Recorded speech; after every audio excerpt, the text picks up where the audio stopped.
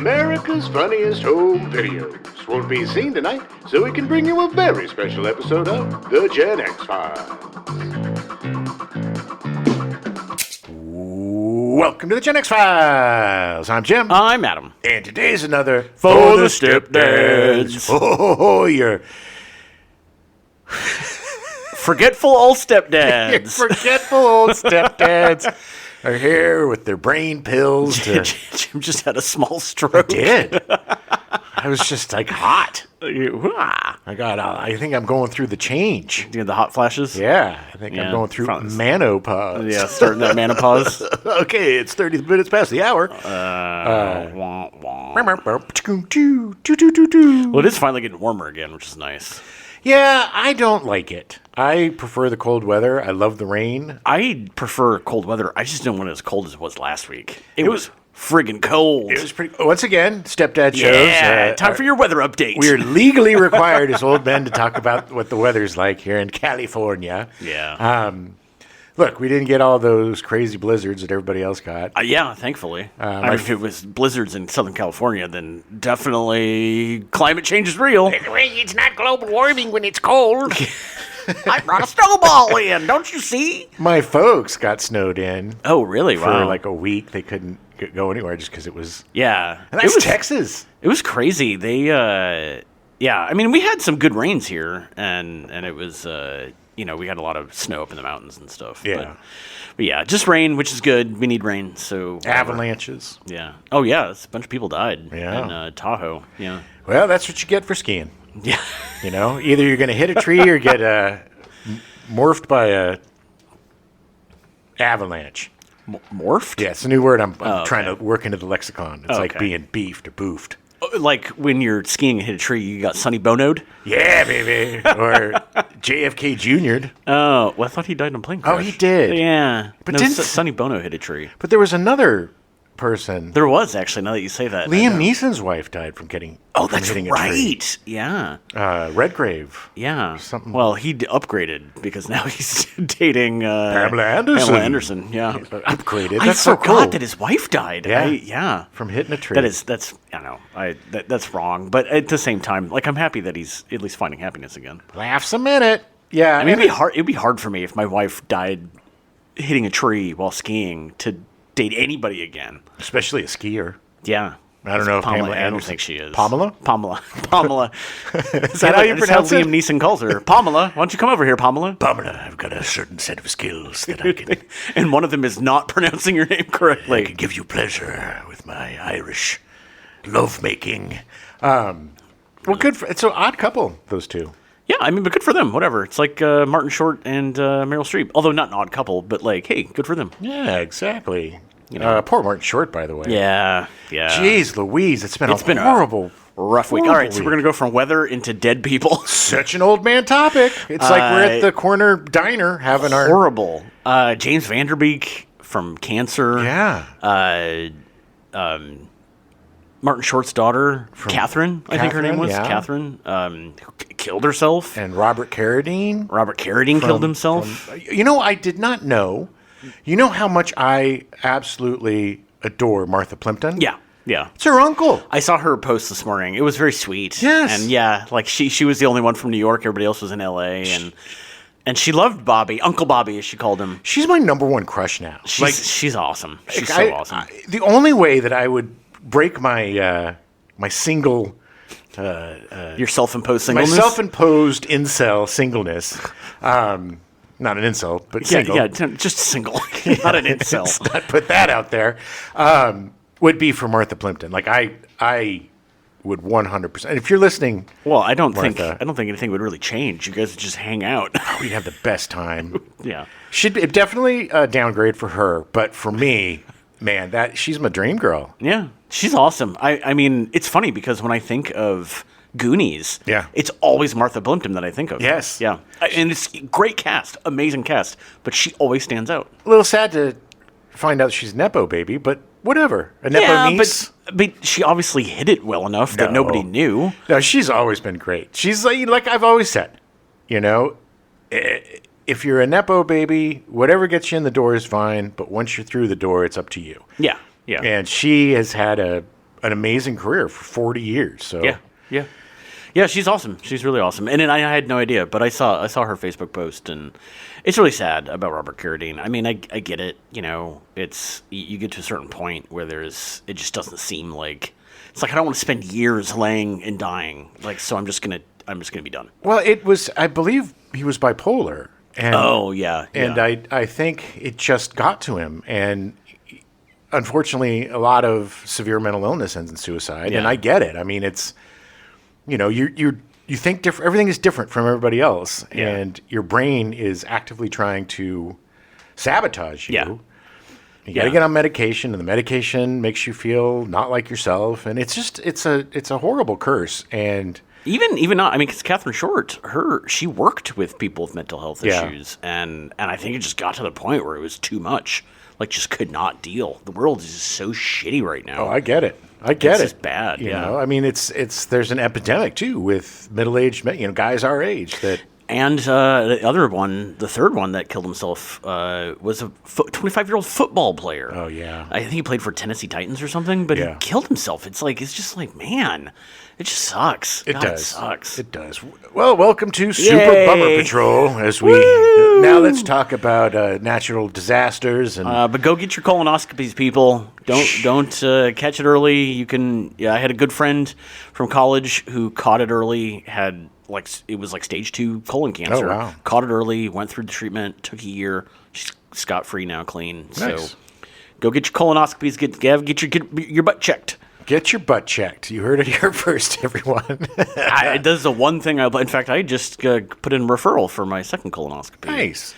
Well, speaking of checking butts. Yeah. What a fun month, man. Yeah. It's such good. I mean, it's nice to see good presidents. Patriotic presidents. Real actually love their country. Yes. Love all of their country. Yes. Everybody in it. Even the flaws. Yes. All three movies were really fun. I think my favorite of the bunch would have to be Dave. Yeah, Dave has such a it gives you such a warm feeling. Yeah. Like, it is just so good. Even just talking about it right now, I want to go watch it again. Yeah, it is such a feel-good movie, and like we said, it's such a ridiculous premise, and it's done so expertly. It just shows how amazing Ivan Reitman is. Oh yeah, as a comedic brilliant director, brilliant. One of the best, man. Yeah. I mean, Ghostbusters, this. Ghostbusters 2. Ghostbusters 2, Electric Boogaloo. Twins, Junior. I don't know if he did Junior. He did. Did he? Yeah. Yeah, Junior was pretty fun. It was DeVito and Schwarzenegger coming back together. Oh, I've got the baby in my belly. It was fine. I've only seen it once, and it was a long time ago. With Emma Thompson. Yeah. I got a lot to talk about Emma Thompson this month. Yeah. She's coming back like a bat out of hell, baby. Yeah, woo. Now my nipples are very sensitive. I'm lactating. Milk me. We do have to cover Twins at some point. I've not seen that in a long time, and I've been itching to watch it. Well, we need to do an Arnie comedy month, and we'll do that. Yeah, and Kindergarten Cop. It's not so Zuma. And then I could really perfect my horrible Arnold impersonation. And then for the third one, we'll do the unintentionally funny Conan the Destroyer. But yeah, and American President, really fun.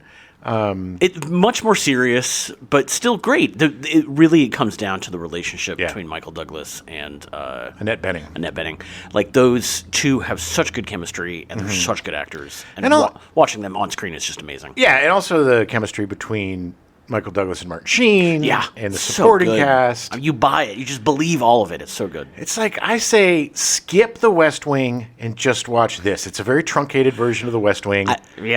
It's got everybody, no Allison Janney, which sucks, but other than that, it's basically got everything you need.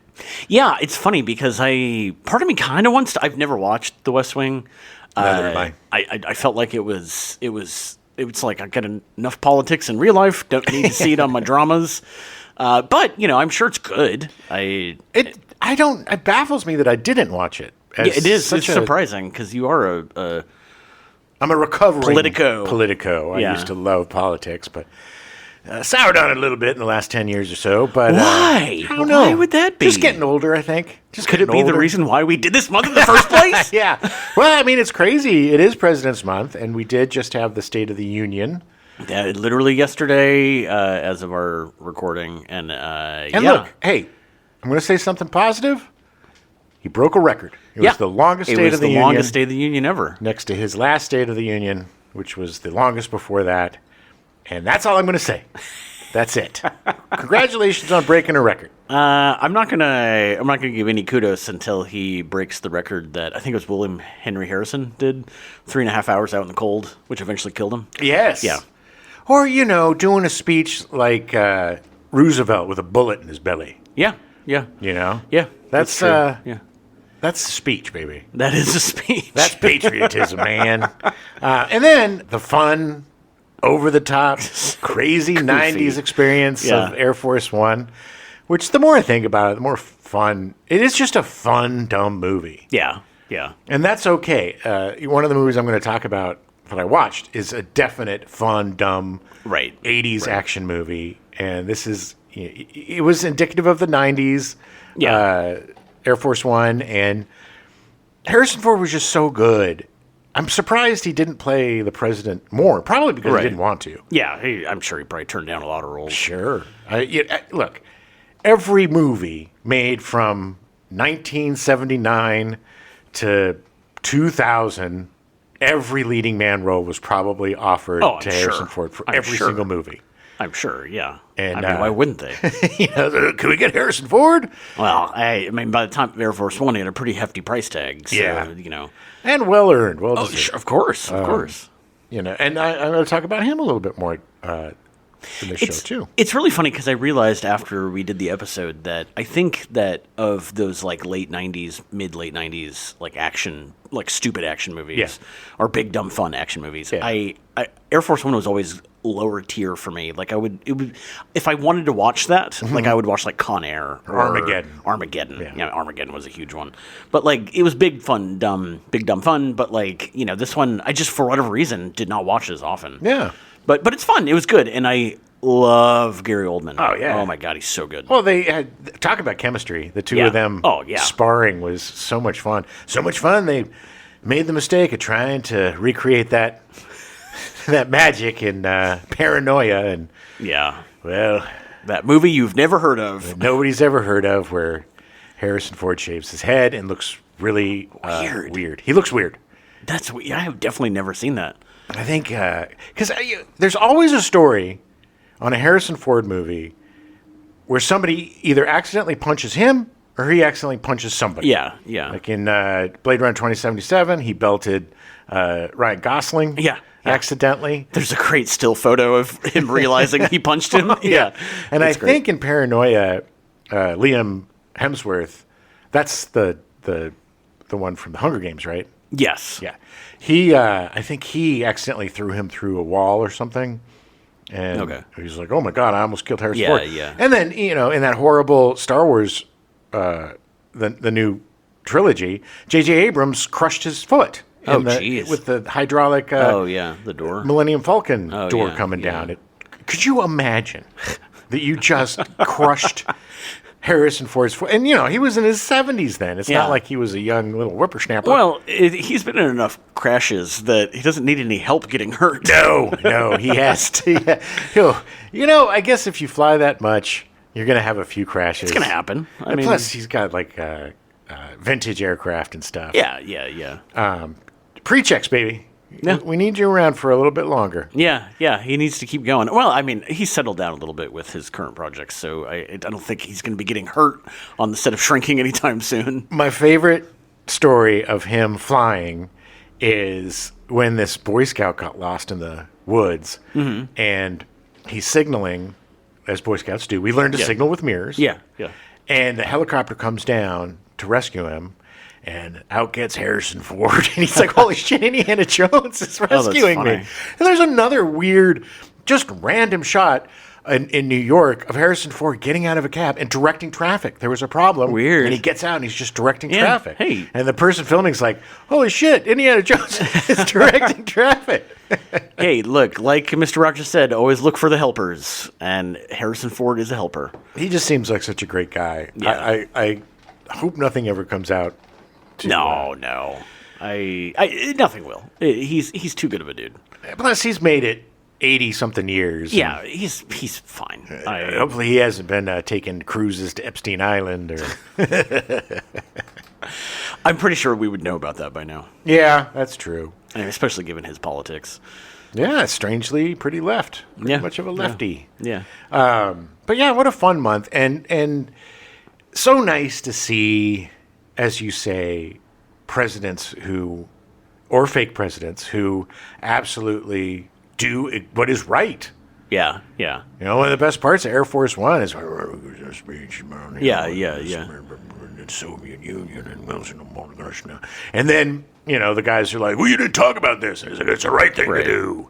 And that's kind of like the theme of this month is it was the right thing to do. Whether Dave, going against Bob, right, and doing the right things for the country and the right things for homeless people and stuff, or all the orphans. Yeah, the orphans, and then Michael Douglas coming out and doing the right thing for his lady friend, which was the right thing for the country. Right. And then, then you got Harrison Ford throwing dudes off of a plane. So just chucking them out the back. He had good character. He made sure that everybody was safe before he was. Yeah, except for his press secretary. She wasn't too safe with that bullet in her brain. He couldn't, yeah. Way to go. Although I do find it really interesting that Kevin Kline can play a guy pretending to be the president and still be more presidential than our current president. Yes. Yeah, we just set a record at him. Let him have that. Sure. Let him have it. Sure. Well, what else have we been doing this month? What have you been watching in movies? Movies wise, I funny enough, the only real movie that I watched was Mrs. Doubtfire. Phoebe and I randomly, we were trying to find something to watch on a Sunday night, and I had not seen that movie in a very long time. Does it hold up? Not really. Yeah. It's still funny, and it's good, and at the end of the day, it's a dad trying to be there for his kids. In a very creepy way. But the funny thing is that the mom, Sally Field, is so awful in that movie. Like, so awful. Yeah. Like, they make her the most awful human being. And which is tough, because Sally Field's super likable. Yeah. So it just shows what a great actress she is. It was like, man, the second she was on screen, I was like, ugh. But yeah, it was interesting. I haven't watched a Robin Williams movie in a long time, so it was good to watch him. Yeah. And and it's a ridiculous premise, and poor Pierce Brosnan is just trying to do the right thing for the kids and the wife, and like, but it was fine. It wasn't. It's not like I would be like, hey, go watch it again. But if you liked the movie when it came out, you'd still like it. And it's got the same actor from American President. Oh yeah, that's right. Yeah, it's a dogwood tree. Yeah, the older lady. Yeah, who played the secretary or whatever, or aide. Wasn't she like the social worker? And yeah, she was the one that was had to check in to make sure that everything was okay. I just love her because she just kind of talks like this. Yeah, she's really great. But it is there's a lot of suspension of disbelief, because like the whole scene where he's, for whatever reason, is like, oh, I'm like, because she comes in when he's still in the drag. Yeah. And he's like, oh, I'm his sister. And then he had to like change like 5 times back and forth. And I was like, there's no possible way that would happen. So overly complicated. Yeah. Isn't that Chris Columbus? It was. Yeah. Yeah, that's when Christopher Columbus leans a little too much into the schmaltz, in my opinion. Yeah. I haven't seen it in a while, so. It was fine. I mean, I laughed. There was definitely times where I laughed out loud. And it's really funny because it really comes down to a guy just trying to be around his kids. Well, it's funny, too, and I've noticed this from doing the show, and also from kind of going back and revisiting movies, even from like the 2000s and stuff. Mm-hmm. There are movies that are just indicative of their time, and they do not transfer to now. They just don't, like Tropic Thunder. I did not enjoy that as much as I did when I actually saw. I loved it when I saw it. Oh yeah. And then I watched it, and it wasn't even like racial stuff or like, I'm just super woke. It just wasn't as funny. Right. I guess. Right. There was a real mean streak in the 2000s. Yeah. Oh yeah. That just got really kind of tiresome. It's so easy to just be a lot of punching down. Yeah, a lot of loud, a lot of Well, that was the whole thing in Tropic Thunder with Tom Cruise. Like, everybody was losing their minds about it. And when it came out, it was like, that was my least favorite part of that movie. Same. And I think they're making a Les Grossman movie. Which is, it's fine for 2 minutes, but I don't want to see 2 hours of him and cheesing it up. No. He's like figured out 3 dance moves with his big chubby fingers. Did they not learn anything from the majority of the SNL movies? Yeah, exactly. Stuff doesn't work when it's 90 minutes long.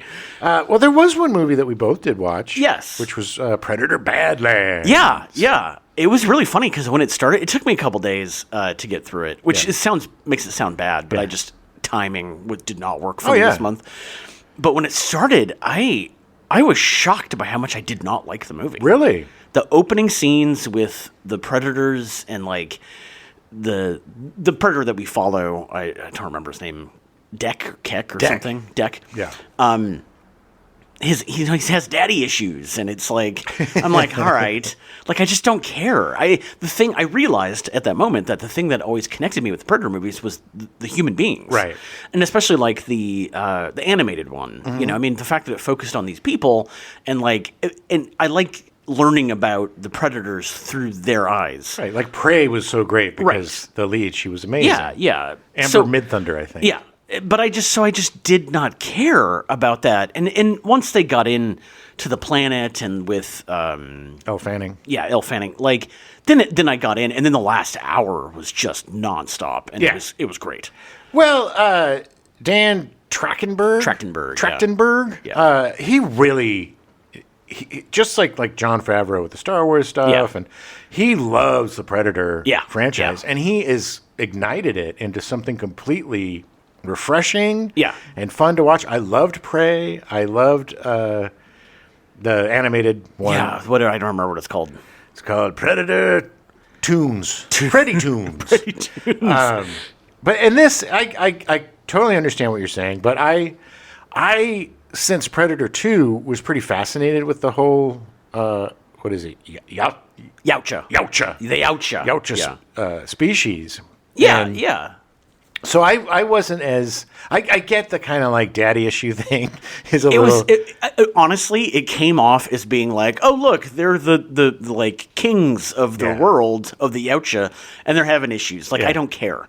It's rich people problems. I don't care. Even if it's interplanetary.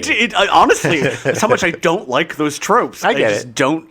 It's like, because God knows, oh man, if I had $1 billion, I would be sad and grumpy all the time. Well, they don't know any better. I know. And it's not, and that was just me. And the thing is, by the end, in the very end of the movie, like, I was totally into it. And I was like, okay, like, I get it, And that was the brilliance of Dan Trachtenberg, is that he took this alien creature and this fake person and the weird little alien baby thing. And, like, you literally watch them grow together. Like, it was so good. They become a tribe. Yeah. It was so good. And their point of view changes, and their allegiance changes, and what's important to them changes. And it was interesting to see a Yautja have growth. Character growth, because we've only seen them as like these badass killing machines. Yeah. I mean, and I agree. And in retrospect, I agree that it's more interesting to see like why they're that way and going that way. Yeah. I don't think I'd be able to take a full like 2-hour movie of just the Yautja. Like a Yautja Shakespearean, I just don't think I'd be able to deal with that. King Lear, Yautja style. But I don't think that anybody would do that, and I don't think Dan Trachtenberg would do that. No. Yeah. I'm curious to see. Hopefully he has another one in him. I think this one did pretty well, didn't it? Yeah. Oh, yeah. So, maybe... the Predator movie was Killer of Killers. That was the animated one. Killer of Killers, which was great. Phenomenal. Because it's like short films that all fit together. Yeah. And by the end, expanded the lore of all the other movies, too. Yeah. And made it interesting. Exactly. Yeah.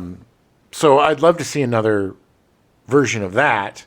And then I'd love to see a sequel to Badlands with these ragtag group of things. Yeah. It had some great surprises. Like, I don't think the last hour there was any of that was in the trailer. Oh, yeah. So, like, I think it was all the setup and stuff. So, and I love it when marketing teams do that because, God knows, they usually give away way too much. Yeah. There's something I wish... Like, I totally get trigger warnings. I 100% understand why they're there. I wish it was something like subtitles that you could turn off, because when you're like, oh, okay, well, there's suicide, it tells you everything that's in it. Yeah. And so a lot of things... You're just waiting for that. Exactly. Yeah. And I 100, like I said, I totally get why they're there, but I think it should be something that is turn-offable. Right. Because you don't want spoilers. Right. Right. That's my crazy old man take. But it's good. Highly recommended. It's on Hulu right now. Yahoo! Eat your Yahoo and watch Hulu. And Prey, literally watching this and then watching Prey and then Killer of Killers and then watching this would be a great evening. Oh, yeah. Yeah. Barbecue some meat. Yeah. Have a big old pork butt or something. Yeah. Go out and kill a deer and then string it up, cook it, put a pig under the ground and roast it. And then watch all those movies. Well, I watched a couple of newer movies. I watched Rental Family with Brendan Fraser. Yeah, it was really good. It was my brother-in-law, not surprisingly, because he's a really smart guy. I don't know why I said that, but my brother-in-law recommended it, and it was not what I expected, because the trailers kind of make it seem like this guy gets a family and they all kind of get together. And, yeah. But it's not. It's about an actor, Brendan Fraser, who's been in Japan for 7 years. He went out there to do a part and then ended up staying, and then wasn't really getting a lot of work, mostly commercials and stuff. Mm-hmm. And he gets this job to go to this funeral. He doesn't really understand what's going on. Right. He goes to this funeral. He's late, and there's a company, Rental Family, that it was a funeral for a guy who's still alive. It's really funny because he sits down and the dude kind of pops up, and Brendan Fraser's like, ah! And so the guy explains to him, he's like, look, we rent out people to play the role of like a father or a brother, and so he starts to get these roles, and which is great because it's not just one role. Like he's with his family, and, But it's interesting because he has to play a father and not tell the girl. It's so effed up, to not to tell the girl that he's not her father. He has to convince her he is her father to help her get into this school. There's this aging Japanese actor who he pretends to be a journalist who's interviewing him, and a bunch of other little things. But what's so interesting about it is he gets so much out of it, but it's also the consequences too. Yeah. And it's not what you think it is, and it's not. But there's no real bad guys or good guys. Like the guy that runs the place, he's kind of effed up. Yeah. But there's redemption for everyone, and it's just kind of a feel-good movie about loneliness and belonging and connection. Yeah. And something that I think is really important right now, and definitely worth a look, because it surprised me. Brendan Fraser's great in it, and all of the other actors, who I will not butcher their names, they're all really great too. And it moves really well, and it's just a lot deeper than I thought it was going to be, and I really enjoyed it. Okay. Well, that's good. I definitely am curious. I love Brendan Fraser. Fraser. He's so good. And he seems like such a nice guy. Well, he's been through it, man. Yeah. He's been through the health problems. He's been through the ups and downs of a career. Yeah. You forget that he was the man for a period of time. He was the man. I still love... He was the Encino Man. He was the Encino Man. Shush! But I love the first Mummy movie. Oh, yeah. Can't stand it's so any of much the talk other about ones. Dumb fun. Yeah. Oh, my God. The other ones, the other Mummy movies, they did the cardinal sin of sequels, which was make them huge and bloated and ridiculous. And it took the fun, because the way the Mummy was just so much fun, A, because of Brendan Fraser's personality and his take on the character, but also was very focused. Right. There's just one mummy. Yeah. And they went to go get that mummy. Yeah. You know, it Well, but if it wasn't for the sequels, we would never have Dwayne The Rock Johnson. Oh, God. Yeah. Scorpion King. He's the Scorpion King, which is a sequel to the prequel that was a sequel to the first movie. Ugh, this is why. This is why. You know, when they started having Yeti and stuff, it was like, okay, you're done. And then they eventually had, wasn't Jet Li in one of them? I think that was the Yeti one. With all the Stone Warriors and yes, stuff. Yes, and they brought the kids in, and it became a family affair. You know what? They're doing another movie with Brendan Fraser, and I think they're bringing most of the cast back. Yeah. The original cast. So they're doing a sequel, and I think it's going to just be a sequel to the first movie. Well, good. Because the rest ignoring was the others. Yeah. In my opinion. But yeah, no, definitely check out Rental Family. I believe it's on Hulu as well. Another movie that I had seen the trailers for, and it really interested me, but I totally forgot about it, and it's on HBO Max, is Dead of Winter. Oh, yeah. Yeah. And this is Emma Thompson. Hey, Emma Thompson. Hey. We're back to you. I'm going to talk about her a lot today. Yeah. But Emma Thompson plays Fisherwoman is the name of her character. Oh, okay. And she's this woman whose husband had died, and they would go ice fishing. Right. And you kind of see her past through her memories. Mm-hmm. But she goes to this, to get to this lake to go fishing, basically to you find out, and it's not a big spoiler or anything, but to dump his ashes, because that's where they had their first date. Yeah. And it's a very special place for them. And she goes to this house to ask for directions, and she notices some weird crap. And basically, Judy Greer, who is amazing in this as the bad, quote-unquote, bad guy. Yeah. Unlike anything I've ever seen her do. When I saw, she's the bad guy? Right. Oh, totally won me over. She is such a good actor. Right. And this other actor whom I forget, but he's been in a ton of stuff, and he just has this look of he always is playing like a dumb bad guy. Right. And he just has this look to him. He was great too, but they abduct this girl because Judy Greer is dying or something, and they need her for some reason. And the whole thing is Emma Thompson discovers this girl and is like, I will not leave you, I promise. Right. And it's not like her Ramboing it up and shooting or whatever. She's just a woman. Yeah. But her determination to save this girl is great. And it's like 4 people in the cast. It's a cat and mouse kind of thing. I really enjoyed it. Nice. I love maybe because I'm old, but I really like the older people kind of action-y movies. Yeah. And Emma Thompson is so good in it. She is just an amazing actor. And I think it's on HBO Max.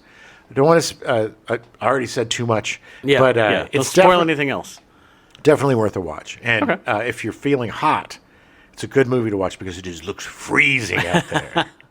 Nice. Yeah, that's definitely on my radar. I need to check it out. And then the last movie I wanted to talk about is on Prime. And I think it came out last month, but it's Wrecking Crew. Yeah. With Jason Momoa and Dave Bautista and Marina Baccarin. Yeah.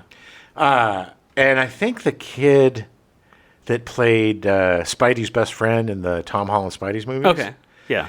Anyway, this movie is such a ridiculous, over-the-top action movie, and I loved it. Okay. I loved it. It was harkened back to the 80s and 90s, just the incredibly over-the-top, insane action. The chemistry between Momoa and Bautista, they play estranged brothers whose father dies.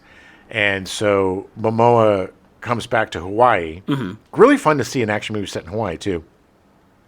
And they really make good use of the terrain. Right. But he comes back, and they begrudgingly, separately start searching for his killer. Okay. And then they have to come together, and they don't really get along.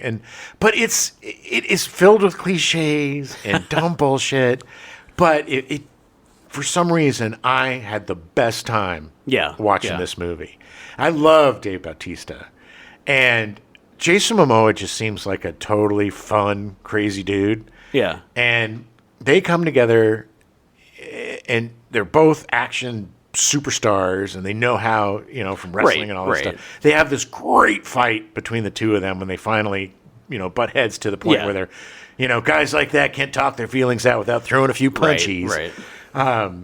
But I was so surprised by this movie because it just seemed like, oh, this is going to be another stupid crime movie like that Playdate one. Yeah. But which was dumb. It was fun, but it was dumb. Yeah, but that one ultimately didn't work for me. Heavier on dumb. Yeah, and the ending of that movie where they kill a bunch of kids just freaked me out. They weren't really kids. But they were humans. They weren't really kids. Okay, well, still, it just seemed weird. Anyway, if you love, I told my brother-in-law about this, and he really dug it too. But it's definitely a great movie to have a couple beers, or smoke a joint, and kick back and just have a blast. Yeah, I'm excited to see it. I think that Phoebe and I are going to sit down and watch it at some point. But I saw the trailer for it. It looked fun. It looked stupid fun, but it looked fun. Well, it's like Heads of State. That was another stupid movie, but it had John Cena and Idris Elba right. as the president and the PM of England doing an action thing. And that movie, too, was really fun because they get it. Right. I love this throwback to the silly, stupid action of the 80s and 90s, to go back to Air Force One. And now that they have all the great special effects, it's even more fun to watch 800 cars. The only thing about Wrecking Crew was there's this really great chase sequence where shit is just blowing up on this road, cars crashing. The amount of damage that these people must have done was in the billions. Yeah. And all these poor sons of bitches that were just trying to get, I don't know, to the beach. Right. I'm just trying to enjoy the beauty of Hawaii. But yeah, that was the biggest surprise of the month because I'm just it's kind of going to be dumb. But it had a dumb grin on my face the whole time. Right. It's one of those movies that just kind of puts you in a good mood because it's so silly and fun. Yeah. And that's it for movies for me. Well, speaking of Jason Momoa, I actually watched the first episode of his docuseries On the Roam yesterday. Oh. Which was the first episode. I get the impression, I did not know what the show was about, but I got the impression that it's literally just about Jason Momoa's interests and whatever he does. Okay. Because there's 8 episodes, and the first episode is him with all his biker friends. Yeah. He loves antique bikes, this is in Wrecking Crew too, yeah. Yeah. And there was a certain bike that there was only 8 that were ever made and existed, and he managed to have. He found one that was complete, and he took it apart, sent it somewhere, and they 3D printed all of the bikes, and he made 3 more of them. Oh, wow. They cost $150,000 each. Good Lord. But he did it because he wanted his friends to do this hill climb, and these bikes apparently were the best at it. Right. But I totally forgot that he grew up in Iowa. Oh, really? He was born in Hawaii, and right after he was born, his dad, who was full Hawaiian, and his mother, who was German, British, and Pawnee Indian. Oh, wow. They divorced, and so she took him to Iowa, and he grew up outside of Des Moines. Crazy. He actually was on a soccer team with Brandon Routh. All right. The old Superman. Yeah. But I was that's right, I totally forgot, because in the show, he had Mike Wolf on, who was from American Pickers. Right. And they have him and the guy, Frank, who's has died. Oh. Their show was based out of a place in the Quad Cities in Iowa. Okay. And he was because we're both from Iowa, we both have this thing. And I was like, wait, what? and then I looked it up, and he was he grew up in Norwalk because he moved to Iowa when he was, but he liked rock climbing and stuff, so he was in South Dakota a lot and all this. But the show itself, I don't know if I'm going to watch any more of it because it was shot really well, looked gorgeous, but they reused the same footage for 80% of it. Sure. And I was it was just all them in vintage outfits and getting ready to do the thing. And I was should have saved all that for the end. It was just a lot of him it's so great to get my buddies together and do this. And it was okay. I enjoy Jason Momoa as an actor most of the time. Duncan, Idaho. But, but he, in interviews and stuff, he's just not that engaging. Yeah. It's just his personality. Not that he has a bad personality or anything. No. Because it's not I've seen a lot of his stuff. The only other thing I've really seen was the the guys from Jolly, the YouTube channel, went there, and they've been doing a thing where on their press tours now they just bring food to people. Yes, and it's great. And they did one with Jason Momoa, and he just dominated both of them the entire conversation because they're like these little scrawny British dudes, and just like overtook everything. And it wasn't a bad way, right? But it was like he just has such a strong personality. Yes. And it's like, I was like, man, that would get old fast. He seems like the kind of guy that I would never want to get really drunk with. Yes, because he might end up randomly turn around and he suddenly punches you in the face and thinks it's hilarious. Well, yeah, that's the thinks it's hilarious part of it. I think there's a lot of things. But look, I don't know him. I don't want to cast any aspersions. I enjoy he was great in Game of Thrones. He's great. They showed a bit where they got him one of his buddies was building him a bike. Because he admits, he's like, I love these things. I have no idea how to do any of this stuff. And so he's like, I surround myself with people that do. Yeah. And it's like, okay, like he just has a passion for it, a love for it. But he like grabbed the two guys and like literally like headlocked them both. He's like, now make me my bike. And it was like, and then he turns the camera and laughs. And I was like, yeah, no, don't need to be around that. And I'm sure he's very much joking, and I'm sure he's a nice guy, but like, it's just like, not your cup of tea. It's just like, I just don't want to hang out with that. You'd rather hang out with Harrison Ford. Yeah. But I am curious because the other episodes, it looks like he has like a music episode because he plays guitar and all this stuff. Mm-hmm. And so like, I'm kind of curious to see, like, I'm going to probably be more picky and choosy. Yeah. But it really looks like they're just following him around while he does stuff. And what's this on? HBO Max. Oh, okay. Yeah. Yeah, maybe I'll check it out. On the Rome. It's not bad. It was shot really well. It was gorgeous. Nice. But it should not have been a 45-minute show. It should have been like 25 minutes because they just reused so much of the footage over and over again. Yeah. Well, speaking of TV, I watched a lot of TV this month. Yeah. Night of the Seven Kingdoms. Yeah. Just wrapped up its first season. I watched the first episode. I liked it a lot. I wish there were more episodes. Yeah. It's my favorite Game of Thrones show, hands down by far, because it is so focused. I love the main two characters. I love Dunk and Egg. Yeah. And the supporting characters are really interesting and fun.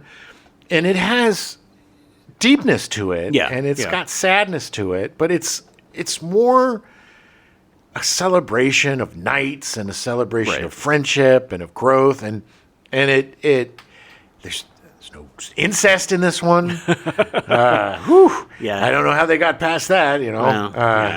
I'm wondering what George R.R. Martin. I hope he doesn't have a sister, but it was just such a fun show, and I love underdog characters. Yeah. That are the guys that everybody underestimates, but he's by far the most virtuous, the most true to the spirit of being a knight than any of these jaded Richies or guys that hang out with kings and stuff. And the twist with Egg, and it moved really well, and the penultimate episode was one of the greatest Game of Thrones episodes ever. The battle was just so visceral and so well done. All right. And just like all the Game of Thrones shows, the big old episode is the penultimate. Yeah. The last one is kind of the aftermath. Yeah. And they set it up for a great second season. All right. I believe it is coming back for a second season. I imagine it did pretty well. Oh, yeah, it did. Yeah. And if you like Game of Thrones, but you just want something different... And that's the thing. I know you're not a fan of House of the Dragon. I'm enjoying House of the Dragon. Yeah. But it's kind of more of the same. Yeah. In a way. Yeah. It's same dragons and, bunch of politics. Rich people having problems. Rich people, riching them. Yeah. And this is very different. So hyper-focused on one situation. Right. We don't go and have 18,000 different characters to keep track of. Travel for 18 months. Yes, and then we don't see one character for 6 episodes, and then you come back and like, oh, yeah, that guy. Yeah.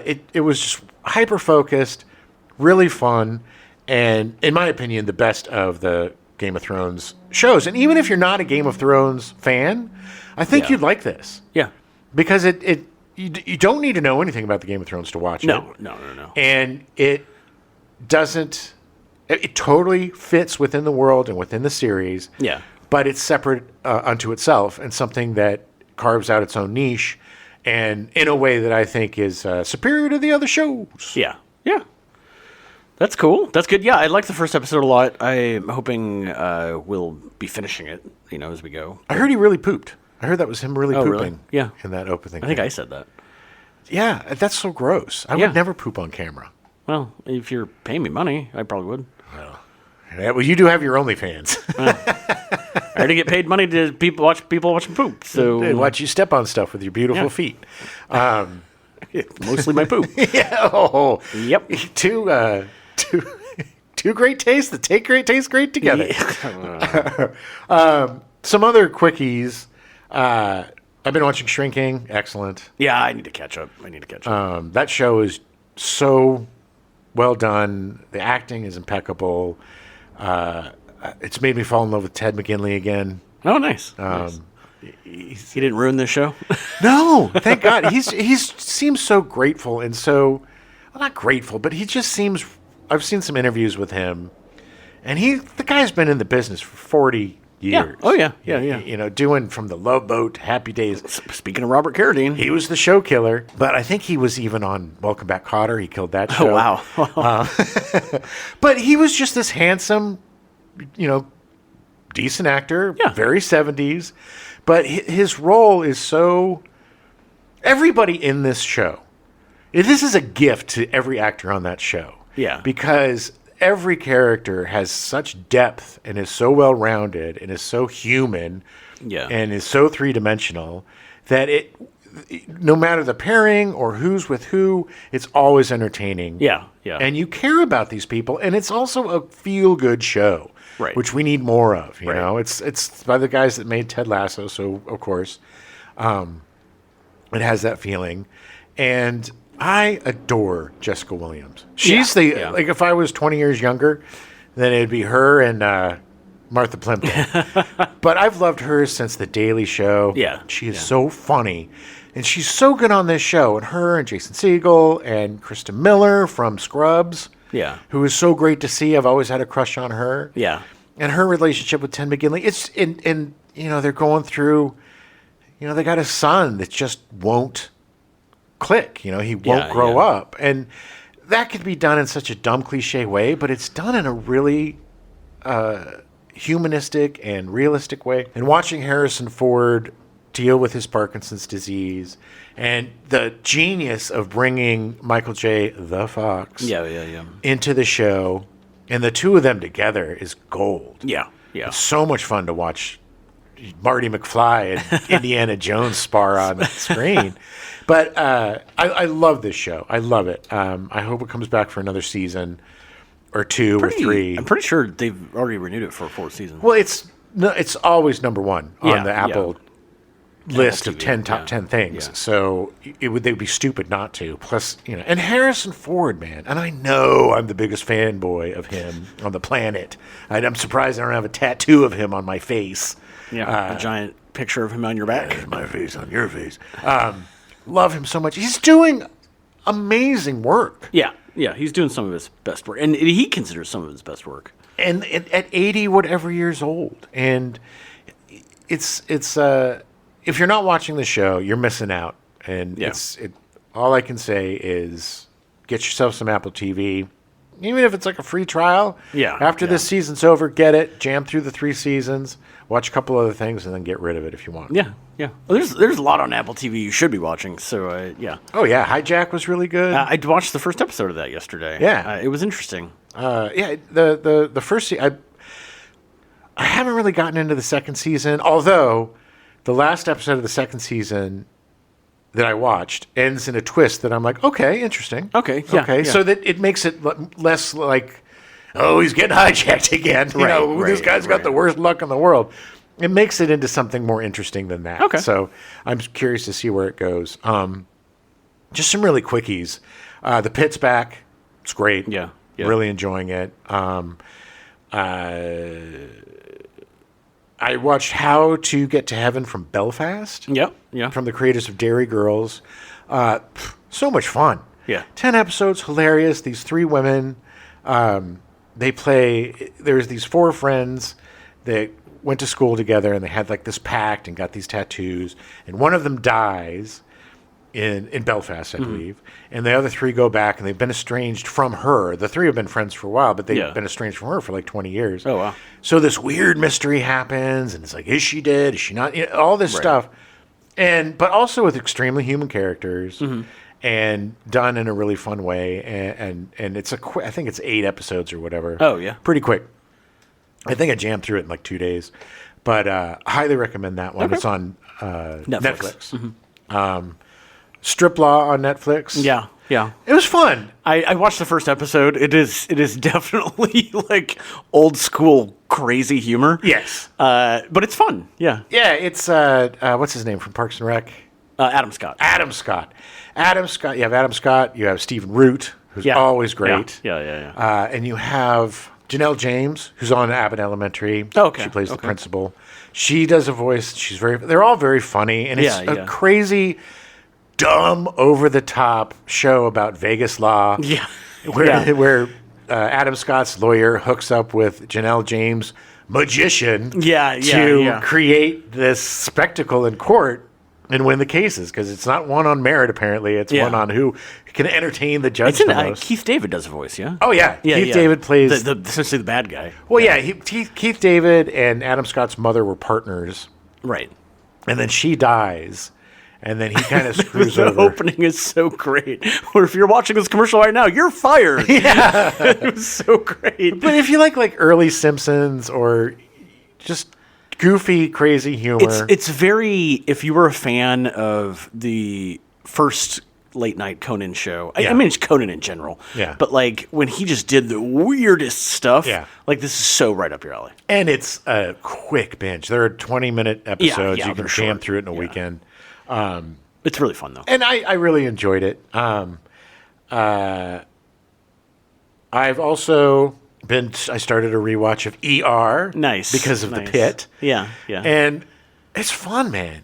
I forgot all the people that are on that show. So that show aired forever. Yeah, well, I'm still only on the first season because these are old school 22 episodes. Yeah, thick, dead seasons. There's 15 of them that I'm going to have to get through. Right. So I'll be done, by 2027 at this rate. But Eric LaSalle. Oh, yeah. Such a great actor, but such an asshole on that show. It's like that mother effer is the perfect surgeon kind of candidate guy. Yeah. Because he is so arrogant. Yeah. He never apologizes. He just gets pissed all the time. And I'm pretty sure he kind of softens as it goes. Yeah. And he and Carter, played by Noah Wyle. Wiley from The Pit. That's why I started watching this again, of course. Because it's so weird, too, because I'm like watching The Pit where Noah Wiley's in his 50s, and then this one he's like in his 20s. His 20s, yeah. It's very jarring. But Eric LaSalle, oh my God, what an asshole. Yeah. But so intriguing. It's just, it's a great show, and it still holds up 100%. Yeah. It doesn't seem dated. I don't feel like I'm watching something from the 90s. Okay. That's good to know. Strangely enough, the night before I found out that Robert Carradine killed himself, I watched an episode of ER where he comes on and he plays this guy that's like I'm a manager and I'm going to create the perfect hospital. I'm just looking at you guys to see what's good and what's bad. And there's a really funny scene with he and Anthony Edwards, and you're like, oh man, it's just so fun to see them together again after Revenge of the Nerds. And then it ends up that he's mental patient. He's a crazy person. but of course, all the things he was saying totally make sense. Right. And completely got one of the doctors to fall for him. Fall for his pitch. And then she's like, "Oh man," when she found it like that, he's crazy. But it was just really funny that I got to. It was great that I got to see him do that. It was very sad to find out the next day that he had killed himself, but. It was just a nice serendipity to see a really fun performance of his. Yeah. Kind of as a weird, unknown tribute or something. Right. And then I guess the last thing to talk about is something that we're watching together. We haven't finished it yet. Yeah. But Wonder Man. Yeah. We're about halfway through it. It's really good. I'm really enjoying the show. Just unfortunately, timing hasn't worked out to be able to finish it. But it's really good, and I mean the Yahya Abdul-Mateen II and Sir Ben Kingsley. As Trevor Slattery. They have great chemistry. I mean, both amazing actors. But it's good. It's really interesting. I love it when the MCU does shows where it's not focused on the powers. Yeah. Like, that's just part of the characters. And our character in this case. Yeah. But we still have a whole half of the season to watch, so who knows? Well, Ben Kingsley's Trevor Slattery is one of my favorite MCU characters ever. Oh, yeah. Because he is so good at playing the Mandarin. Yeah. He was the Mandarin. The Mandarin Orange? No, just the Mandarin. The Mandarin. And then him being Trevor Slattery, who's just kind of this weirdo. Yeah. And just the conflict of him really wanting to mentor this kid, but also to save his ass. Right, because he is doing it for not nefarious purposes, but For self-preservation. Self-preservation, yeah. Let's just say that. Yeah. But what? But that's the layers that are so good, because he really likes Simon Williams. He thinks he's a good actor, and he really wants to be there for him. Yeah. But it's such good performances. Well, also it's that great. You know me, I love friendship. Yeah. And it is a great show about guys becoming friends. Yeah. And and another thing that I absolutely adore is when celebrities play themselves in a not glamorous light. Yeah, Like Josh yeah. Gad is my favorite thing he's ever done. He's so annoying in it. And Joey Pants. He is so funny. And then there's that moment where Simon is like, "You're an asshole." Yeah. He just literally tells off Joey Pants. Yeah, and walks out, and you see Trevor is just like, "Well, hey," he's buoyed by that, and that's what's so fun. I'm not a huge fan of like behind the scenes Hollywood stuff. Yeah. Just because ancillarily we've lived it, Right. We've been in it a long time. and a lot of times it's either glorified or whatever. I haven't watched The Studio yet, which I heard is great. Yeah, I'm curious. Yeah. But it's hard for me to watch those things because it's like you with billionaires and stuff. Yeah. It just doesn't really interest me. Right. A bunch of whiny, rich. Yeah, it's like you Yeah. you have the best job in the world. Now you're sad. Oh, poor baby. But this show also really shows the stark difference between being a working auditioning actor Yeah. who's poor and can't get your shit together Yeah. versus the people that have made it and just how detached they are from reality. Right. Oh, yeah. And I love that kind of stuff. Like Yeah. I'm not a fan of glorifying rich people, but in shows and in real life probably. Yeah. But this really does a great job of back when I was a struggling actor auditioning and doing all this. It's so spot on. Right. Yeah, it's really good. We're going to finish it. We will finish it. Yeah, we'll give you our final verdict next month. But it's really good. But speaking of rich people, there was one other thing that I watched. Oh my God! And you got me to watch that it. I made Jim watch because I literally thought that it was like an SNL sketch. Yeah. It was so bizarre. Yes. It's, I think, the final episode of the last season of Celebrity Wheel of Fortune. Wheel of Fortune.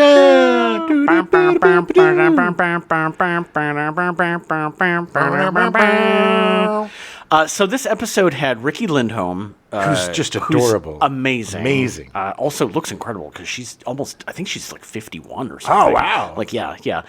She got really, not big, but popular through Garfunkel and Oates. Yeah, they even have their own show on Yeah. Comedy Central. They do great. Kate McCucci Yeah. and Ricky Lindholm. Great, really funny They're songs. just comedy hilarious songs, funny songs. I actually worked with them at the Steve Allen Theater back when it was still the Steve Allen Theater. Oh, wow. Which just doesn't exist anymore. Which was also featured in Barry. All the interiors of the theater was at the Steve Allen Theater. Oh, right. It was the last thing they did there before they tore it down. Oh. Yeah. But anyway, she's very nice. Kate McCucci was very nice. They're very nice people. But she was on the show with Rick Ross. Yeah. Who I don't really know a ton about. Yeah. I know that he has a very large car collection. He does. He's a musician. And he never takes off his sunglasses. No, because his eyes are so red from weed. But he was actually getting into the game. Yes. Like, he was into it. Ricky Lindholm was really good at it. Yeah. And then they had Kathy Hilton. Holy moly. And they're all playing for charity. Yes. The whole concept of the show, it started originally during COVID because they knew that they could control them, not going out, like taking tests and not going out and getting sick and coming back.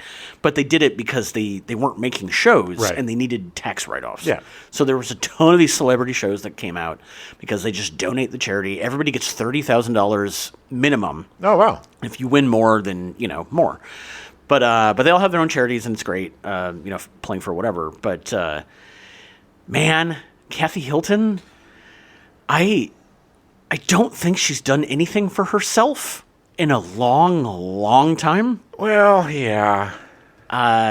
She was so lost on the show. Just so good. And I feel kind of like the more after you watched it and the more that I was like, I kind of feel bad because like part of me is like, maybe she has dementia or something. No. Because she was just lost. She seemed a bit disinterested. It just seemed like she didn't really want to be there. Yeah. She didn't do any research or listening to the... the one thing she said was, I don't watch TV. And it's like, okay. That always bothers me as a TV addict when somebody says... And then she's like, but I watched this show. Yeah, sure you do. The best was that she went to the bonus round in the second half because it's an hour-long show. They'll play 2 games, essentially. And she gets to the bonus round, and she picks... They always give you the first 5 letters or whatever, and then you pick 3 more or 4 more or whatever. And then she was just, instead of trying to figure out what the actual puzzle was. What you do is after you pick all the letters, then you just go through and you try to guess what it is. Like you won't dog have park, everything she just kept shouting out more letters. Right. And it made no sense. And Ryan Seacrest, who has taken over for Pat Sajak. Good Lord, he has dead eyes, baby. There's some of the Celebrity Wheel of Fortune episodes that he was really fun on. Like, it's really obvious when there's people on that he likes. Yeah. Like, he's way more fun. He was not fun on this one. He just seemed like it was the last show of the day and he just wanted to get home. No, he was definitely like, okay, I'm done with this. My God, so much work done. Yeah. Well, and Kathy Hilton. Gosh. Like, she could barely move her face. She's got that, like... What do they call it? Like the GOP face or whatever with the big, the joint big lips and tons of cosmetic surgery. It is so bizarre and so weird. I highly recommend watching it because it is just so weird. Well, what's so funny too is Riki Lindholm is really good at the game. Yeah, yeah, and she's really into it. And I think she ended up winning, right? She won the first show, the first half, right? And she won the most money because because you put it all together. Yeah. I think she ended up winning the most at the end. Yeah, because she just dominated the first part. Yeah, that was great and I've seen most of the Celebrity Wheel of Fortune episodes, like there was a point where there were 2 letters up. She's like, I'm going to solve it. And it was just like, they don't do that. Yeah. Like, it was great. Well, and again, with Kathy Hilton, she didn't listen to any of the instructions. No. She couldn't really spin the wheel. No, she would spin it and it would move like 3 like little wedges. Right. And it would... I don't know how many times she spun it just to go right into bankrupt. And then she would say S. And then he'd be like, well, S was already said. She'd be like, R. And he'd be like, well, no, you said your S. And granted, she didn't get like super pissy. Or anything. She wasn't, didn't become enraged. She just did not know how the game was played and did not seem like she gave a shit to learn how to play the game. Well, I worked briefly at the Hilton Foundation. Yeah. And there would be board meetings where all of the Hiltons on the board would come and congregate, and it was that was everybody freaked out because here come all the royalty. And without there were a lot of really nice people and stuff, and I'm not disparaging the family, but there's a definite disconnect when you're that rich. And even when people try to relate to us little folk, it just comes across really condescending and awful. Yeah. And I think that's her problem is she, for her entire life, has led this sheltered, completely, when you're devoid of any sort of financial problems or there's never going to be right you're never going to be broke, no risk of financial jeopardy. Exactly. It's different. It changes you. and it's not your fault. It's just that's your upbringing. That's where you are. Did you know she was in The Car in 1977? No, I didn't either. Wow. So she was an actor. She married into the family, right? Yes, she married Richard Hilton. Richard Hilton in the 70s, and I think she was like an actor singer. Oh wow! Yeah, I had no idea. Yeah, but there, one thing that does kind of bother me too about the really rich people is when they. And like I love animals to death, man. And I would probably be an animal charity guy too. Yeah. But there's something that rubs me the wrong way when really rich people, their choice is animals for their. Yeah. It's like you're that disconnected from human beings. It's like not They're pediatric fine. cancer. They're fine. Yeah. And man, her son looked like there was nothing. Nothing behind those eyes. Maybe he was just nervous. Maybe he's not used to being. He looked very dead inside. He did. And his girlfriend, who she was on Shameless for years and years. Really good. Played Deb. Really good actor. I don't know if she's doing anything. Maybe she's just now. Well, she's an actress, Jim. Didn't you know? Yes. Well, the best part about that whole thing, the best part about that whole show, was at the end when they're like, "Just stay here and wave," and she starts wandering off like a crazy dementia patient, and they're all like, "Kathy, come back, come back!" And she's just wandering off like Trump wandering off the stage. It was the perfect ending to an SNL sketch. Yes, it was so good. Yes, it is bizarre. It's the first I haven't watched, and my God, Vanna White. Yeah, she just is so skinny and yeah. These older women that become these stick figures, I don't get it. Yeah. Because if you have a little plump on you, you look younger. Yeah. You don't look younger when you are emaciated. Right. It's just, all these people that are on what are they, GLHs or GLPs or something? GLPs, yeah. I think that's right. It's just like it's enough. Enough is enough. Well, she's been like crazy skinny her whole life. Didn't she battle cancer at some point? Possibly.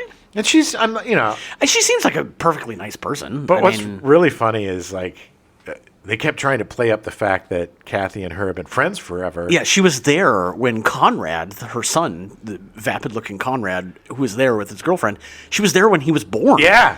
Which it was like, the funny thing is Phoebe turned to me and she's like, is it bad of me if I think less of Vanna White because she's friends with Kathy Hilton? I was like, no, that kind of makes me sad. Kathy is also Paris Hilton's mother. Oh, okay. So that I didn't realize. She was on like all the Paris Hilton reality shows. Yeah. Well, she's on something right now. Like there's some reality show she's on right now. Like Kathy. Like I think she was Real Housewives. She's on one of the Real Housewives. I think it was shows. the Real Housewives of Beverly Hills. Yes. Which was the original show. Right. Which I think she was the first one that was on. Again, absolutely no interest in watching rich people throw wine at each other. It just is, that's my own personal whatever. I'm not disparaging anybody who loves the show. I get it. Yeah. I watched the America's Next Top Model documentary series. Yeah.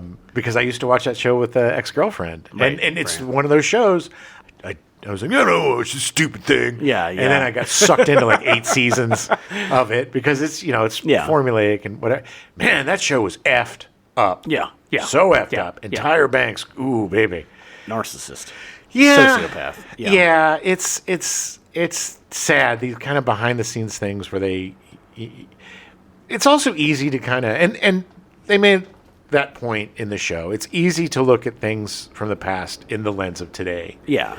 We've evolved as a culture, or it's in some respects we still beauty standards are insane, right, and derogatory. But it's funny because she wanted to start this America's Top Model. It was very altruistic. She wanted to have people that weren't normally models become models. Right. But then it just turned into industry. You got to close your gap in your teeth. You got to lose weight. It quickly became you need to change everything about you to be in this business. To fit the norms of the business. Yeah. And then, it got to the point where it was just unhealthy for these people. And then it became when like Fear Factor and everything became very popular and Survivor. It just became like, we're going to freeze you. Yeah, we're going to put you through. We're going to put you in a freezer. Awfulness. Yeah, and it's like, this has nothing to do with modeling. Yeah, what does it have to do Nothing. with modeling? You're just torturing these poor women. Right. And the way they treated the guys that were there the entire time. It's a very interesting watch. It's only 3 episodes. Yeah, yeah. It's like a long documentary. But yeah, I would check that out if you're a fan of the show. Even if you're not a fan of the show, it's interesting unto itself. Yeah, it's amazing how we keep getting all these documentaries now about how these reality shows in the 2000s were just awful. Well, yeah. Absolutely awful. Yeah, there was another, the Predator, the one about To Catch a Predator. Oh, yeah. That was really good, and the too. Biggest Loser one. And the Biggest Loser one, yeah. There was we love to watch people suffer. Yeah. And, and it's part of human nature, because then it makes our suffering, it alleviates our suffering a bit, or either you can commiserate or you can feel superior. Yeah. And I think a lot of these shows in the early 2000s were about feeling superior. To people, and that goes back to Jerry Springer and all of these awful. That's another great documentary. Oh, the one on the Jerry Springer show. Good Lord.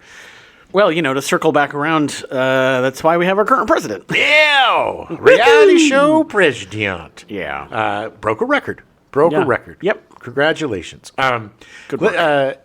So anything for video game? I did start playing. I haven't played a lot, but I did start playing.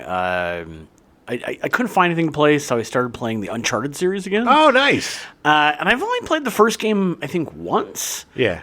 We played all those together. Yeah. We used to play all the Uncharted and all the God of War games. Yeah. Those were ones we'd go through together.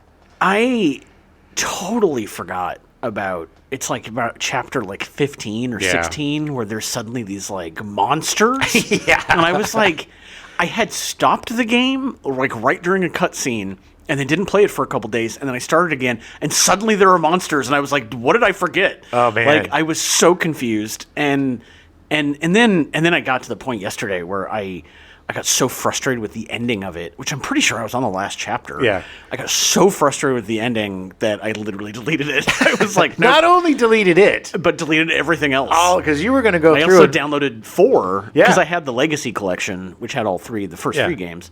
But then, and I deleted 4 as well, which is a good game. I mean, they're good games. I'm sure they're better, and maybe I'll try to place the second and third ones again. They do. The one thing about the Uncharted series is it's not like a bloated Hollywood sequel, but they get better and better with each one. Yeah. And they build upon what was great on the last one and add stuff that makes it even more exciting. Some of the greatest set pieces in video games. Yeah. And I feel like that's why I wanted to play through. And I was like, well, I'm going to play the first one. And man, it was just annoying. And I probably could have lowered the difficulty or something, but I just got so annoyed that it is a PS3 game. It is dated. I remember the hype for that game. I didn't have a PS3. A friend of mine, she bought one on kind of a whim. We had a friend at Sony that could get us stuff at discount. Yeah. She ended up buying a TV and then was like, I'll buy a PS3 too. Yeah. And she got that game and something else and never really played it. So she's like, you want to buy it off me? And so she sold it to me for pretty cheap. And I remember starting Uncharted, and it's on a boat, right? Yeah, It starts on a boat. Yeah. And just being like, I don't know, man. I mean, I enjoyed it. Yeah. But it definitely got better as it went along. It did, and just until the end. But there were definitely parts of it where I was like, "How did they make more of these?" Because parts of it were just not good at all. Wait, that's so because there's a lot of nostalgia, Sheen, but that was so groundbreaking for the time. I know. It just boggles my mind because I think of old games that I loved and I played on the PS3 or the PS2 or the Xbox 360, and then I'll see some Game Ranks thing or some video game YouTube where they revisit it. And I'm like, that's what it looked like? That is awful. Yeah. It does not look very good at all. But maybe I'll have to pop in or re-download it and play 2 and 3 because they're much better. Oh yeah, and 4 is great. And then there was the Lost Legacy. Yeah, which was really fun too with the 2 female leads. Ladies. Females. The 2 females. I didn't play anything. Wow. Really this month. I played an hour more of Plucky Squire, which is still really fun. You're jumping through a storybook. And then I just want to make a mention, because I've been talking about No Man's Sky a lot, that they did release a new expedition for that. Yeah. But it's just weird, man. It's like you get like this gravity gun, and the whole thing is just picking up waste, putting it in a truck, and hauling it to the dump, basically. It's so weird. And then you're a garbage man. Yeah. And then you got to put the right trash in the right receptacle. And you're literally a garbage man. And it's just like, what? maybe the creators were like, let's see how far our fans will go. Well, this is why I think that they made this. I think that this whole expedition is a test for Light My Fire. Yeah. Because the whole expedition takes place on one planet. Right. And so if you're going to go through it, I would say turn off multiplayer. Yeah. But I think it's so they can see all of these players on one planet. Right. See how it work out any kinks. Exactly. Yeah, so that makes sense. I think a lot of and look, all of these expansions are free, and they've all been really fun. The last, the one where you can build your own ship, amazing. Yeah. But I think a lot of it is sneaky little play testing for the next game. Oh yeah, no, totally is. Which I'm really excited for. Yeah. I think it's going to be great. Light My Fire, which it takes place on one giant planet. Right. And it's more of like a sword and sorcery kind of deal. Oh, okay. Okay. It's more of like a, swords and Sorcery? sorcerers. You build your bases, and it seems like it has more of a quest, story part to it, and things to discover. But yeah, I think that they're kind of coming to, like, what can we add to this game? Yeah, which, I mean, whatever. More power to them. I mean, that's brilliant. But I think, I'll probably finish. I think I've got another few weeks before the expedition's done, and I'll try to finish it. But it's starting to feel more like a job rather than an escape. Yeah. So, I had a blast, and, a couple hundred hours probably with No Man's Sky so far. So, cool. For a game that started out so disappointing and has become one of the most incredible games of the last decade, just because of all of the stuff that they've added for free, and they've surpassed what the original promises were that they didn't deliver on launch. And the funniest thing to me, and I've said it before, is every time somebody is talking about Light My Fire, it's always couched with, well, if they release it like they did with No Man's Sky, it's going to be extremely disappointing. And don't you think they learned their lesson?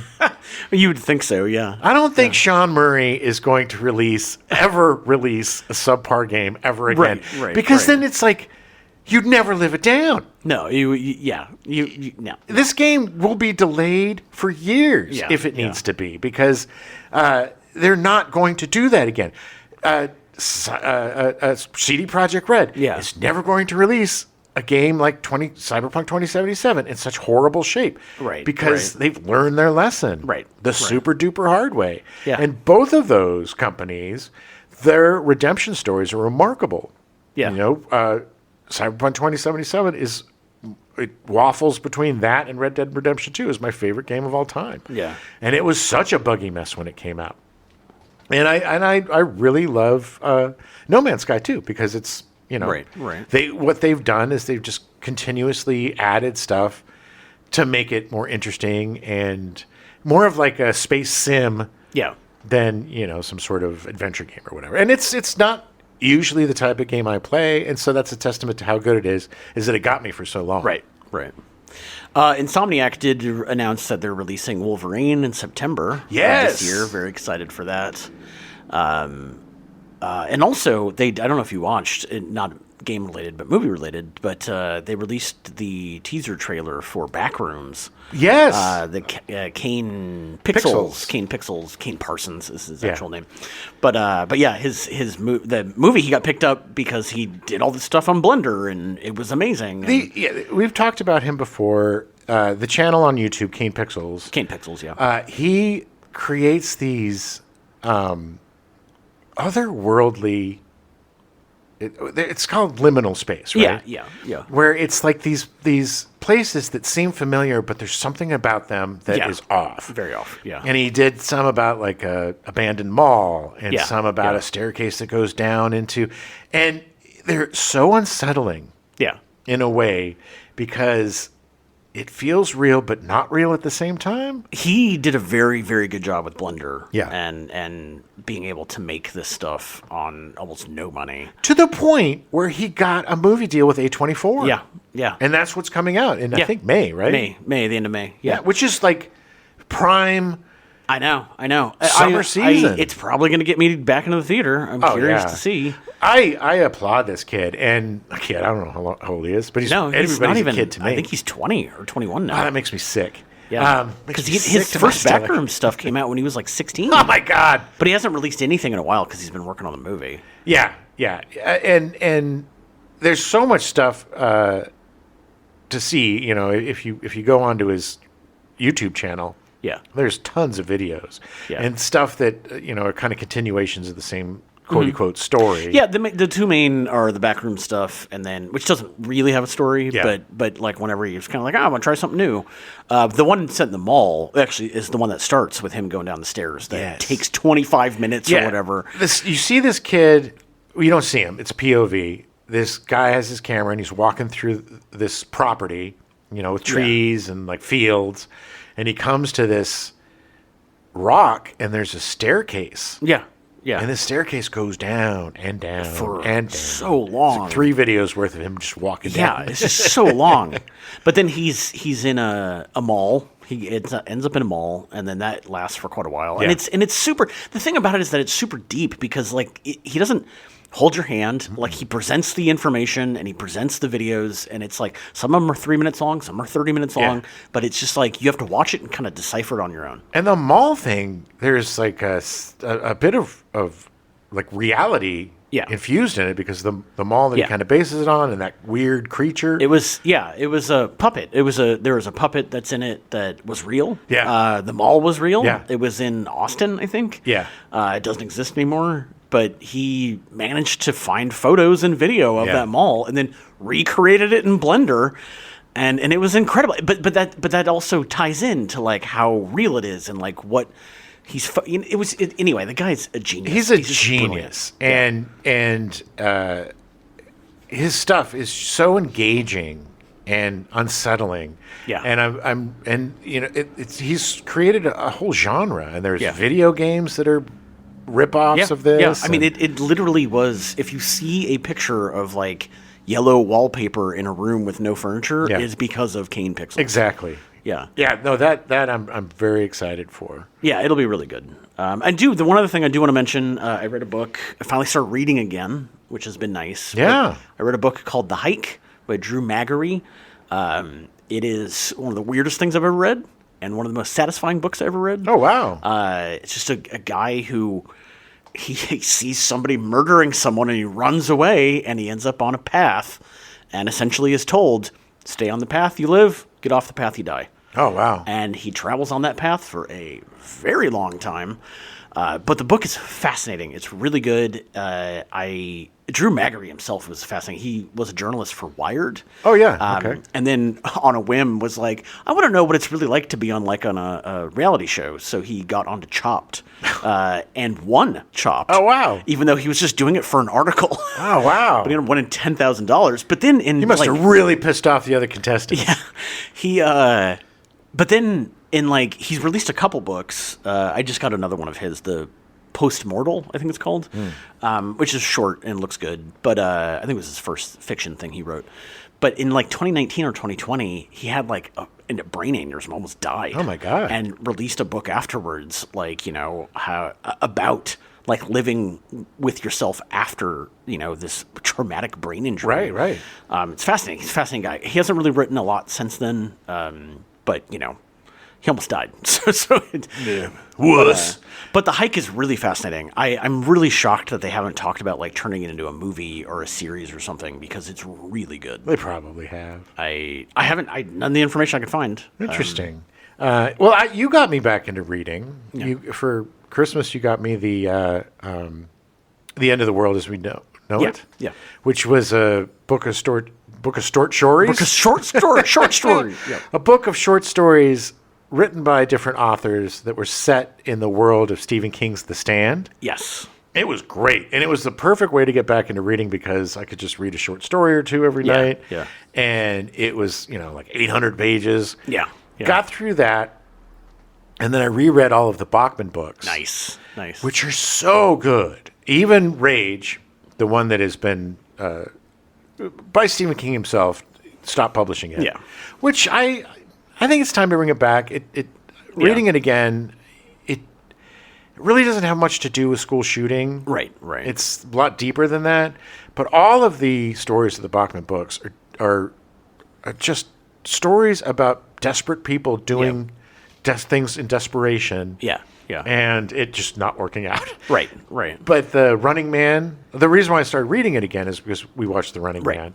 Right. But The Running Man, The Long Walk, which both came out last year as movies, Roadwork, which I was really pleasantly surprised with. Yeah, it's my least favorite of the four, but again, I haven't read it in a long time. Yeah. So. Well, I think reading it as a young guy, I didn't connect with it, but now that I'm older than him, it does make more sense, and it's really, again, an interesting story of a guy that basically takes away all of his own options, and is headed. Everybody in this story is headed in some way to on a path of destruction, right, and it's so funny because the telltale signs that it's a Stephen King book are there. That MFer loves his blue chambray work shirts, baby. Every story, somebody's got a blue chambray work shirt. Yeah. So I finished all those, which I really loved. And then he's going to be releasing the third in the Peter Straub Stephen King trilogy. Oh, yeah. I'm going to read Black House and I just started The Talisman again, which is going to be really interesting to read that now, too, because when it came out, I was basically the same age as the kid. Yeah. It's the star of the book, and it's kind of related to the Dark Tower. The Dark Tower brings in the world of the territories and and adds that to the story. But it's a really interesting. I love both of those books, and so I'm really excited for the third one coming out. I figure, I think it's called Other Worlds Than These. Yeah, you're right. Other Worlds Than These, which comes out in October. Nice. Just for spooky season. Yeah. He had, unfortunately, Peter Straub had died. Yes. Died a couple years ago. But so they never had a chance to finish it. But he said he found an outline that Peter Straub had written. Yes. And was like, okay, I'm going to do this in his honor. I'm going to write and finish this. And Straub had made a lot of notes on the story. Yeah, they had talked about it for years, and then it just didn't happen. And so he's doing it to honor his friend. Yeah, which is great. Yeah. And the other two books are really fun, so I'm really looking forward to that. But it's really nice to be back as a reader. Agreed. I finally picked up If It Bleeds again, finished The Life of Chuck, and If It Bleeds, one of the Holly Gibney stories. The last one, Rat, I haven't read yet. But I think because you gave me the End of the World as We Know It, the Stand books or Stand short stories, I think I'm going to read The Stand first, and then go in and read all those stories. But I'm excited to because I love this new trend of getting a bunch of writers together to dabble into those worlds. Oh yeah, because they did that with the Star Wars movies, all three of the original Star Wars movies, doing short stories based on characters you see in the movies. They did it with Night of the Living Dead. Oh really? There's a whole collection of short stories set in the world in the movie of Night of the Living Dead. Which I don't know. I haven't heard great things about that, but I haven't really heard anything. So, but it's it's a nice trend because it's you get to play around in this universe, this world, and I mean, obviously Stephen King loved this book. He wrote the foreword for it. What book or series of books would you like to write a short story in the world of? It's so funny. I don't know if you've ever read any of them, but the Tuesday Next series, it was written by Jasper Fforde. He wrote 7 books. He's a Welsh writer. Oh. But the whole world is set up so well. It essentially is, if other than movies and TV becoming pop culture, it was people reading classics. Oh. And so everything's kind of based around literature. Interesting. but they also like figured out how to like recreate mastodons and like all this stuff. But essentially, it's you get a lot done when you're not watching TV. I know. But it's about a detective who goes into books and like solves crimes. Oh, it's really. I bought all 7 of them because I was like, I found them through like a half-price bookstore or something. But I was like, I need to read these again. But they're really good. They're just really good. They're done really well. They're quick reads, but they're done really well. And the world is so yeah. I've got all of them. So I mean, maybe I'll do that next. Yeah, take a little break from the king. Yeah.